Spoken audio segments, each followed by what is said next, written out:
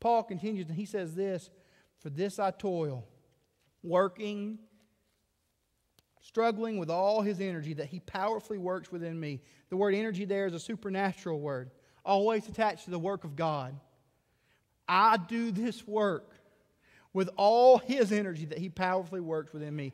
And what we find as believers is that God is actively at work on your behalf as well, where you are, when you are, how you are.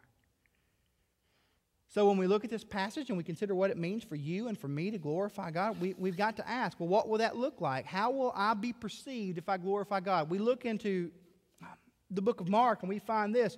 Jesus deals with two of His disciples. They walk up to Him, James and John, and their request is very unique. They said to Him, "Jesus, we have a humble request that you do whatever we ask." That always goes over well.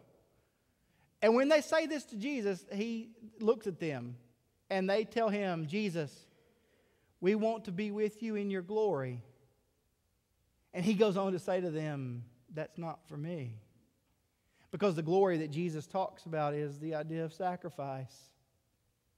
The glory of Jesus that we are able to participate in is through His sacrifice on our behalf. And for us to live as if God is glorified is to live sacrificially. Are you sacrificially living? Are you putting others in the place of yourself? Because life-changing love revolves around that.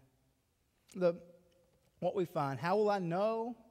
How will I know that I'm glorifying God? Well, I will let you know. You will not glow. Like, that's not going to happen. But here's what we can find. Just some proofs that we find in the text. When you're afflicted, when you deal with affliction, that does not beat you down. When you're perplexed, you're not driven to despair. When you're persecuted, you're not forsaken. When you're struck down, you're not destroyed. How do I know that I'm living a life that glorifies God? When everything about my circumstances would deem that I would retreat,